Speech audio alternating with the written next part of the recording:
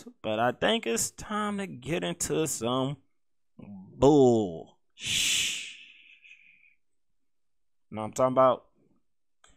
But yeah, right here. So in DC, we went back to doing mask mandates, and apparently over the weekend, our mayor, our glorious mayor, Mary Bowser, she violated her own mask mandate. She went to a wedding. Apparently, she was one of the people to help officiate the wedding while she was there, and they took photographs of her. You know, them smartphones don't. They do their jobs, good and bad, depending on what side of the fence you want to be on. In a lot of situations, they definitely do their jobs. But says here, Mayor Muriel Bowser faced intense media backlash after floating her own mask mandate over the weekend. Flouting. Y'all know. Y'all know.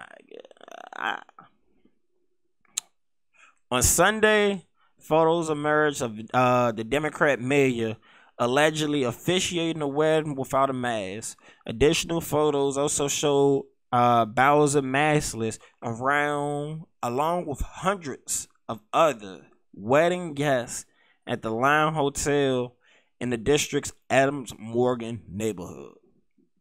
That's reported by the Washington Examiner.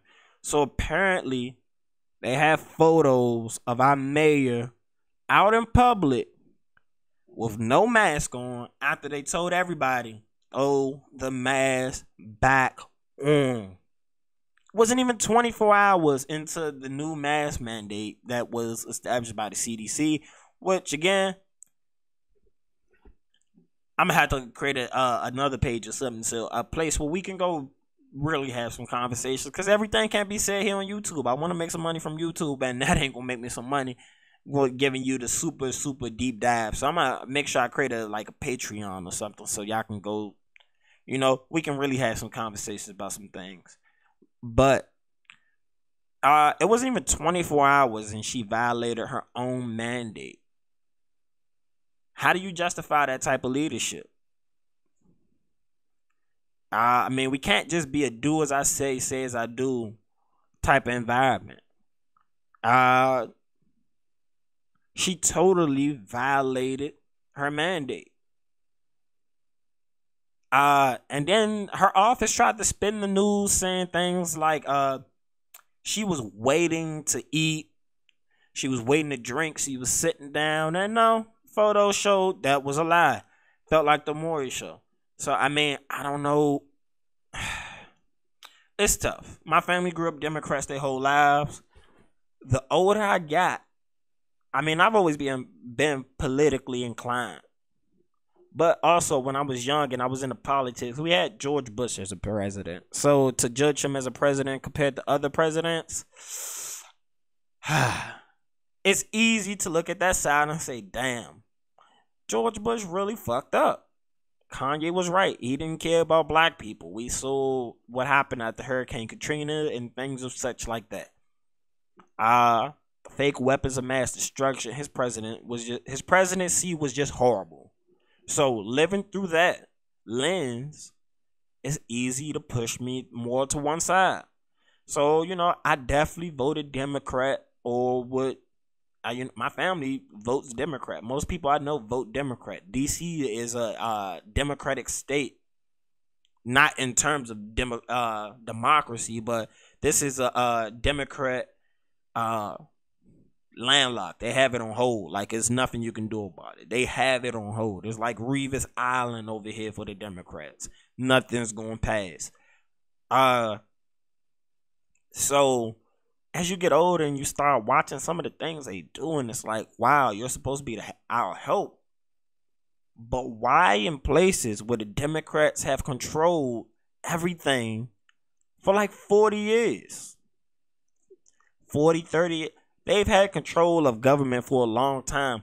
Why in these areas do we have persistent problems that continue to exist?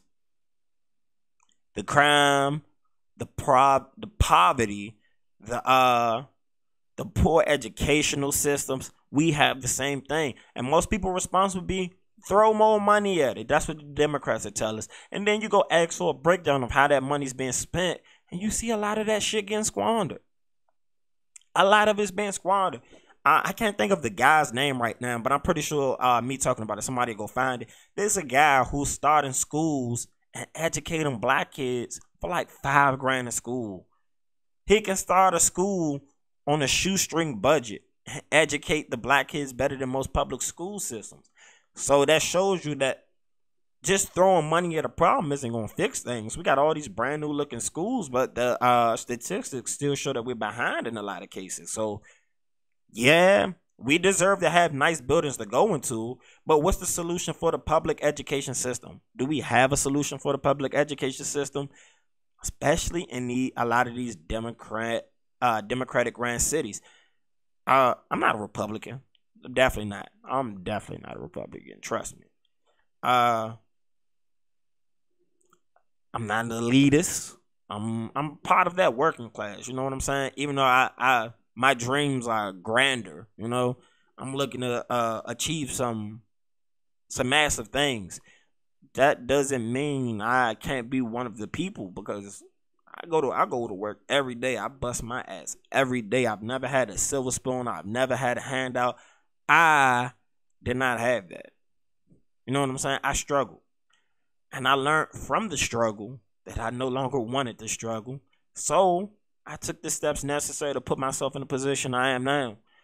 So, I mean, I understand some of the pull yourself up by the bootstraps. I understand that, because you have to take responsibility for a lot of the actions that you do on yourself. Personally, I believe it's a 70-30 thing.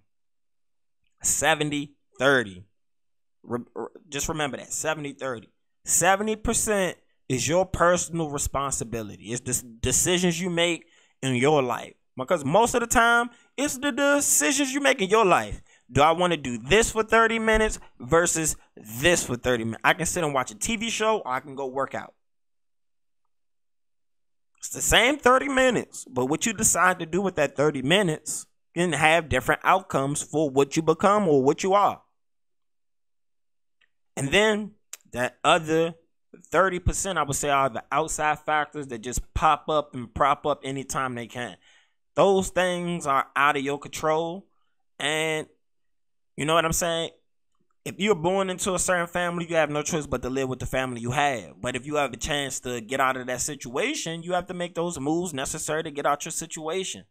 And everybody view those moves differently. Some people would have said education my way. Other people went to go selling drugs because, I mean, that's the option they saw in front of them. They thought they could do, from pimping to anything else that would be considered illegal.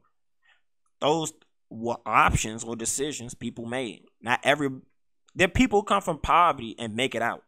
And then there are people who, you know, perpetuate the cycle of the systemic things we have wrong with our neighborhoods. I mean, that's another deep dive conversation. Again, I'm an independent. My vote's not guaranteed to nobody. I vote on policy. So whoever has the best policies to line up with me is whatever I'm going with. So